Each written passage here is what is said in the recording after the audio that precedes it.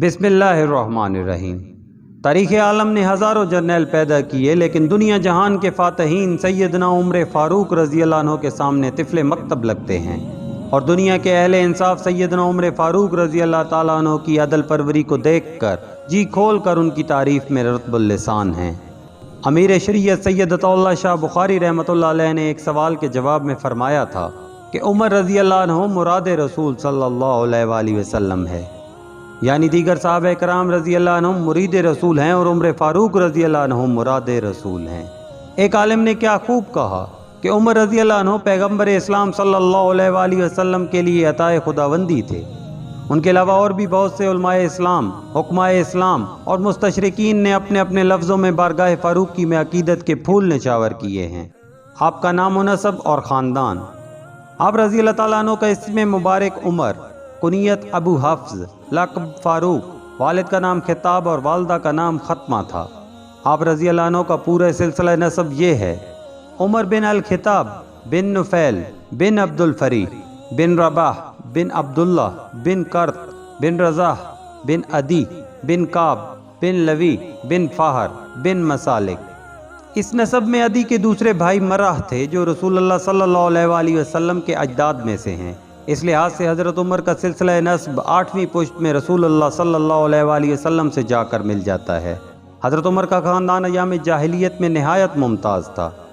आपके जद्दे आला अदी अरब के बाहमी तनाज़ात में सालिस मुकर्रर हुआ करते थे और कुरैश को किसी कबीले के साथ कोई मामला पेश आ जाता तो सफ़ीर बनकर जाया करते थे, और ये दोनों मनसब अदी के ख़ानदान में नस्ल दर नस्ल चले आ रहे थे।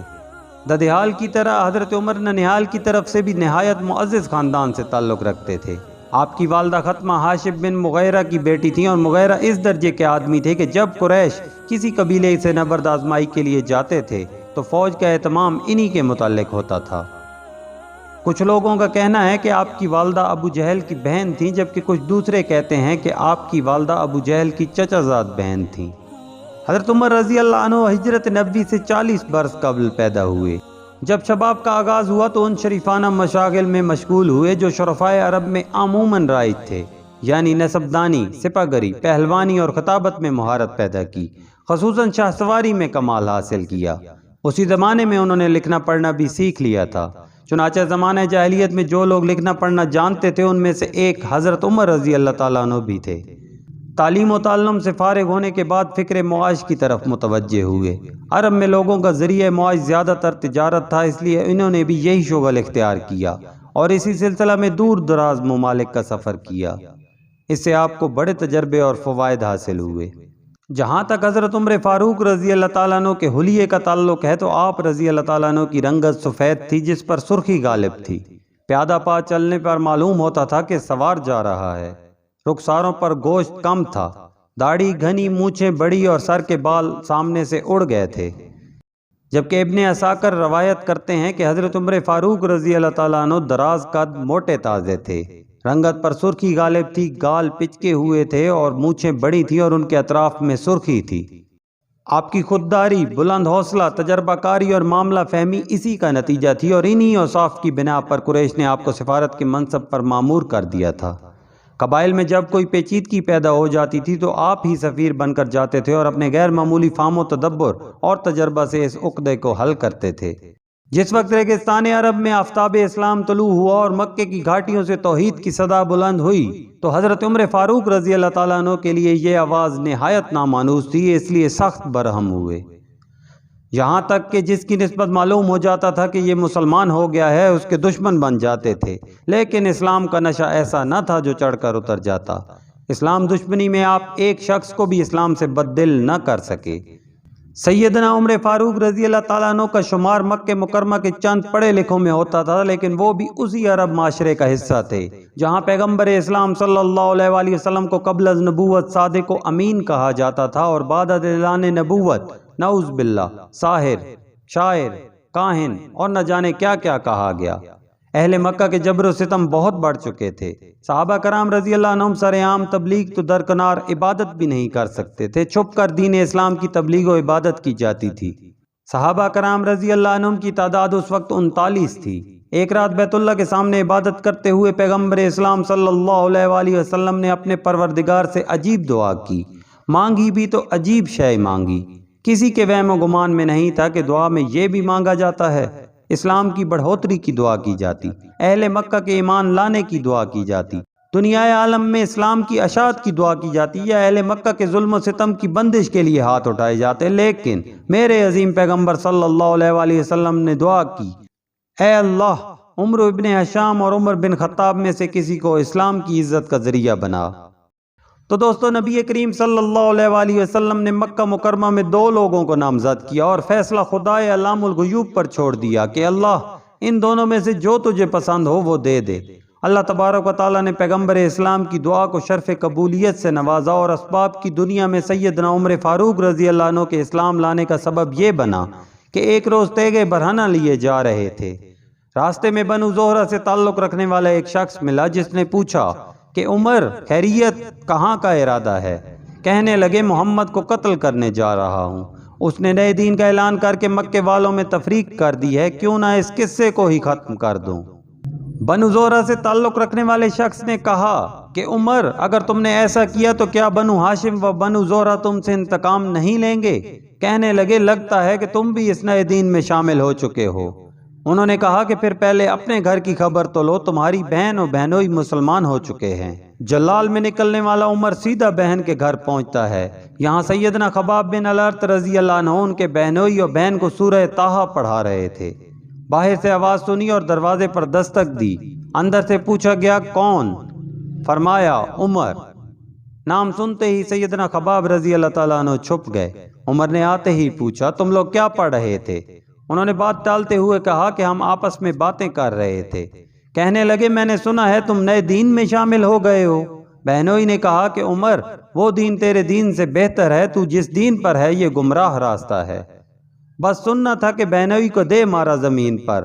بہن چھڑانے آئی تو اتنی زور سے اس کے چہرے پر تمانچہ رسید کیا کہ ان کے چہرے سے خون نکل آیا۔ بہن کے چہرے پر خون دیکھ کر غصہ ٹھنڈا ہوا اور بہنوئی کو چھوڑ کر الگ ہو بیٹھے اور کہنے لگے کہ اچھا لاؤ دکھاؤ تم لوگ کیا پڑھ رہے تھے۔ بہن نے کہا کہ تم ابھی اس کلام کے آداب سے ناواقف ہو، اس کلام مقدس کے آداب ہیں، پہلے تم وضو کرو پھر دکھاؤں گی۔ چنانچہ انہوں نے وضو کیا اور سورہ طٰہٰ پڑھنی شروع کی۔ یہ پڑھتے جا رہے تھے اور کلام الہی کی تاثیر قلب کو متاثر کیے جا رہی تھی۔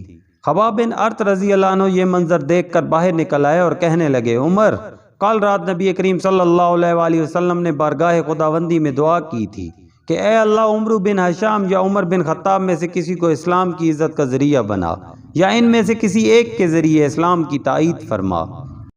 اے عمر میرے دل نے گواہی دی تھی کہ یہ دعائے پیغمبر صلی اللہ علیہ وآلہ وسلم عمر بن خطاب کے حق میں پوری ہوگی۔ اسی طرح کی ایک روایت سیدنا سعید بن مسیب رحمۃ اللہ علیہ سے مروی ہے۔ وہ فرماتے ہیں کہ جب کبھی رسول اللہ صلی اللہ علیہ وآلہ وسلم عمر بن خطاب یا ابو جہل کو دیکھتے تو رب العزت کے حضور دستے دعا دراز کرتے ہوئے فرماتے اے اللہ ان دونوں میں سے جو تیرے نزدیک زیادہ پسندیدہ ہے اس سے اپنے دین کو قوت عطا فرما۔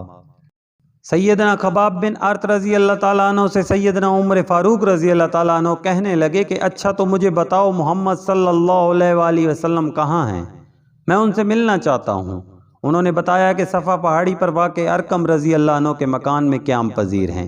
سیدنا عمر رضی اللہ عنہ چل پڑے۔ درے پر مقیم صحابہ کرام رضی اللہ عنہ نے جب دیکھا کہ عمر آ رہا ہے اور ہاتھ میں ننگی تلوار ہے تو گھبرائے ہوئے حضرت صلی اللہ علیہ وآلہ وسلم کو بتایا۔ وہیں اسد اللہ و رسولہ سیدنا حمزہ بن عبد المطلب رضی اللہ تعالیٰ عنہ بھی تھے۔ وہ فرمانے لگے آنے دو، اگر ارادہ نیک ہے تو خیر ہے اور اگر ارادہ صحیح نہیں تو میں اس کی تلوار سے اس کا کام تمام کر دوں گا۔ جب سیدنا عمر فاروق رضی اللہ عنہ وہاں پہنچے تو پیغمبر اسلام صلی اللہ علیہ وآلہ وسلم پر نزول وحی جاری تھا۔ چند لمحوں بعد آپ صلی اللہ علیہ وآلہ وسلم نے عمر رضی اللہ تعالیٰ عنہ سے فرمایا اے عمر تم کس چیز کا انتظار کر رہے ہو؟ کیا ابھی وقت نہیں آیا کہ تم اسلام قبول کرو؟ بس یہ سننا تھا کہ فوراً کلمہ شہادت پڑھتے ہوئے دائرہ اسلام میں داخل ہو گئے۔ اصحاب رسول نے حضرت عمر فاروق رضی اللہ تعالیٰ عنہ کے اسلام لانے کی خوشی میں اس زور سے نعرہ تکبیر بلند کیا کہ صحن کعبہ میں بیٹھے ہوئے کفار و مشرکین نے بھی سنا، اور اس نعرے کی آواز سے وادی مکہ گونج اٹھی۔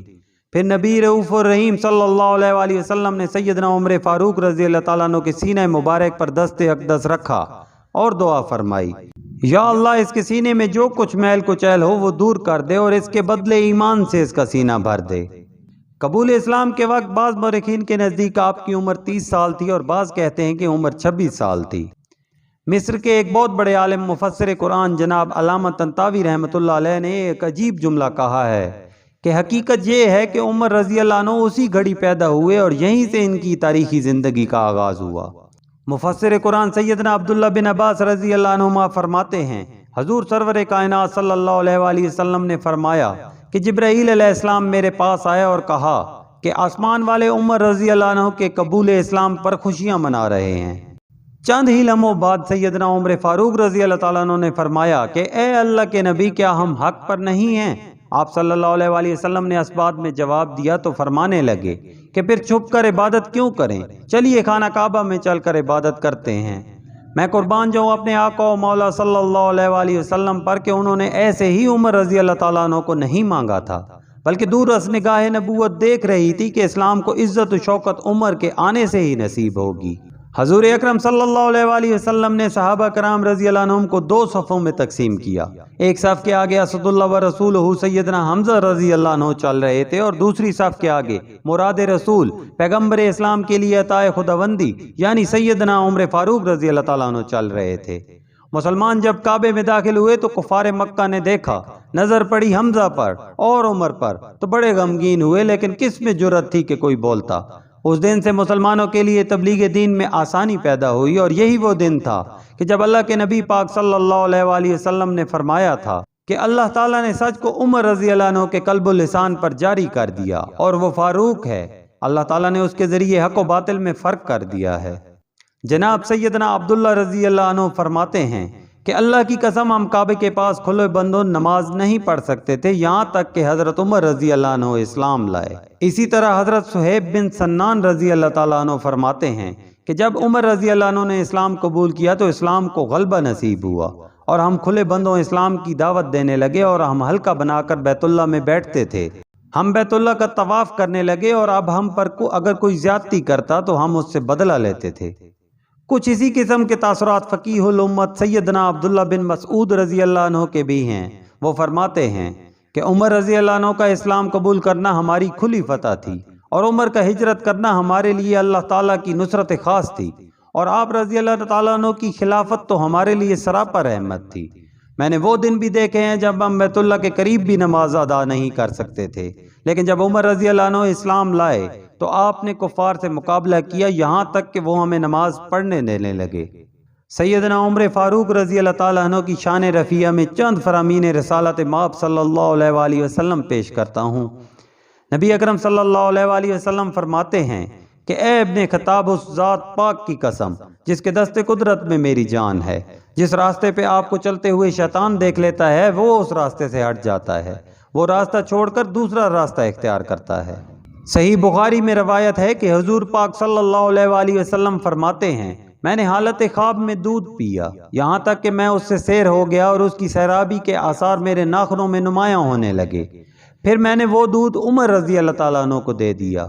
اصحاب رسول صلی اللہ علیہ وآلہ وسلم نے پوچھا، یا رسول اللہ، اس خواب کی تعبیر کیا ہے؟ تو آپ صلی اللہ علیہ وآلہ وسلم نے فرمایا، علم۔ اسی طرح امام بخاری نے ایک اور روایت بھی اپنی صحیح میں درج کی ہے۔ سیدنا ابو سعید خدری رضی اللہ تعالیٰ عنہ فرماتے ہیں، میں نے رسول اللہ صلی اللہ علیہ وآلہ وسلم کو یہ فرماتے ہوئے سنا کہ میں نیند میں تھا، میں نے لوگوں کو دیکھا کہ وہ میرے سامنے پیش کیے جا رہے ہیں اور انہوں نے قمیصیں پہنی ہوئی ہیں، کسی کی قمیص سینے تک اور کسی کی اس سے نیچے تک، اور پھر عمر رضی اللہ تعالیٰ عنہ کو پیش کیا گیا۔ انہوں نے ایسی لمبی اور کھلی قمیص پہنی ہوئی تھی کہ وہ زمین پر گھسٹتی جا رہی تھی۔ اصحاب رسول صلی اللہ علیہ وآلہ وسلم نے عرض کیا کہ یا رسول اللہ، اس خواب کی تعبیر کیا ہے؟ نبی کریم صلی اللہ علیہ وآلہ وسلم نے فرمایا، دین۔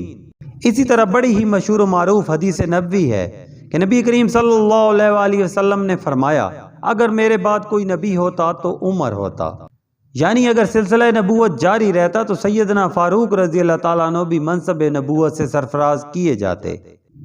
ایک حدیث مبارکہ میں ہے کہ رسول مکرم و معظم صلی اللہ علیہ وآلہ وسلم نے فرمایا، تم سے پہلے جو امتیں گزری ہیں ان میں محدث ہوا کرتے تھے، اور میری امت میں اگر کوئی محدث ہے تو وہ عمر ہے۔ اس حدیث مبارکہ میں لفظ محدث کی تشریح میں صاحب فتح الباری علامہ ابن حجر عسقلانی رحمۃ اللہ علیہ یوں تحریر فرماتے ہیں کہ محدث وہ ہے جس کی طرف اللہ کی طرف سے الہام کیا جائے، ملائے اعلیٰ سے اس کے دل میں القاء کیا جائے اور بغیر کسی ارادہ و قصد کے جس کی زبان پر حق جاری کر دیا جائے، یعنی اس کی زبان سے حق بات ہی نکلے۔ ایک بار سیدنا عمر فاروق رضی اللہ تعالیٰ عنہ نبی کریم صلی اللہ علیہ وآلہ وسلم کی بارگاہ میں حاضر ہوئے اور عمرہ کی اجازت طلب کی تو نبی کریم صلی اللہ علیہ وآلہ وسلم نے فرمایا، اے میرے بھائی، اپنی نیک دعاؤں میں ہمیں بھی شریک کرنا اور بھول نہ جانا۔ بخاری شریف میں سیدنا انس بن مالک رضی اللہ عنہ سے مروی حدیث ہے کہ ایک دفعہ حضور پرنور صلی اللہ علیہ وآلہ وسلم احد کے پہاڑ پر تشریف لے گئے، ہمراہ ابو بکر، عمر اور عثمان رضی اللہ تعالیٰ عنہ بھی تھے۔ احد کا پہاڑ لرزنے لگا تو حضور انور صلی اللہ علیہ وآلہ وسلم نے اپنا قدم مبارک احد پر مارتے ہوئے فرمایا، اے احد ٹھہر جا، تجھ پر اس وقت نبی، صدیق اور شہید کے علاوہ اور کوئی نہیں۔ اس کے بعد سیدنا عمر فاروق رضی اللہ تعالیٰ عنہ دعا فرمایا کرتے تھے کہ اے اللہ، مجھے اپنی راہ میں شہادت کی موت دینا، اور موت آئے تو تیرے حبیب کے شہر میں آئے۔ آخری ایام حیات میں آپ رضی اللہ تعالیٰ عنہ نے خواب دیکھا کہ ایک سرخ مرغ نے آپ کے شکم مبارک میں 3 چونچیں ماری۔ آپ نے یہ خواب لوگوں سے بیان کیا اور فرمایا کہ میری موت کا وقت قریب ہے۔ اس کے بعد یہ ہوا کہ ایک روز اپنے معمول کے مطابق بہت سویرے نماز کے لیے مسجد میں تشریف لے گئے۔ اس وقت ایک درہ آپ کے ہاتھ میں ہوتا تھا اور سونے والے کو اپنے درے سے جگاتے تھے۔ مسجد میں پہنچ کر نمازیوں کی صفیں درست کرنے کا حکم دیتے، اس کے بعد نماز شروع فرماتے اور نماز میں بڑی بڑی سورتیں پڑھتے۔ اس روز بھی آپ رضی اللہ تعالیٰ عنہ نے ایسا ہی کیا۔ نماز ویسے ہی آپ رضی اللہ تعالیٰ عنہ نے شروع کی تھی، صرف تکبیر تحریمہ کہنے پائے تھے کہ ایک مجوسی کافر ابو لولو فیروز، جو حضرت مغیرہ رضی اللہ تعالیٰ عنہ کا غلام تھا، ایک زہر آلود خنجر لیے ہوئے مسجد کی محراب میں چھپا ہوا بیٹھا تھا۔ اس نے آپ رضی اللہ تعالیٰ عنہ کے شکم مبارک میں 3 زخم کاری اس خنجر سے لگائے۔ آپ رضی اللہ تعالیٰ عنہ بے ہوش ہو کر گر گئے اور حضرت عبد الرحمن بن عوف رضی اللہ تعالیٰ عنہ نے آگے بڑھ کر بجائے آپ رضی اللہ تعالیٰ عنہ کی امامت کے مختصر نماز پڑھ کر سلام پھیرا۔ ابو لولو نے چاہا کہ کسی طرح مسجد سے نکل کر بھاگ جائے، مگر نمازیوں کی صفیں مثل دیوار کے حائل تھیں، اس سے نکل جانا آسان نہ تھا۔ چنانچہ اس نے اور صحابیوں کو بھی زخمی کرنا شروع کر دیا۔ 13 صحابی زخمی ہوئے، جن میں سے 7 جاں بر نہ ہو سکے۔ اتنے میں نماز ختم ہو گئی اور ابو لولو کو پکڑ لیا گیا۔ جب اس نے دیکھا کہ میں گرفتار ہو گیا تو اسی خنجر سے اس نے اپنے آپ کو ہلاک کر دیا۔ بالآخر آپ کی دعائے شہادت کو حق تعالیٰ نے قبول فرمایا اور دیار حبیب صلی اللہ علیہ وآلہ وسلم میں، بلکہ مصلی رسول صلی اللہ علیہ وآلہ وسلم پر آپ کو 27 ذی الحج بروز چہارشنبہ زخمی کیا گیا اور 1 محرم بروز یکشنبہ آپ رضی اللہ تعالیٰ عنہ نے شہادت پائی۔ شہادت کے وقت آپ رضی اللہ تعالیٰ عنہ کی عمر مبارک 63 برس تھی۔ حضرت صہیب رضی اللہ تعالیٰ عنہ نے نماز جنازہ پڑھائی اور خاص روضہ نبوی صلی اللہ علیہ وآلہ وسلم میں حضرت ابو بکر صدیق رضی اللہ تعالیٰ عنہ کے پہلو میں آپ کی قبر بنائی گئی۔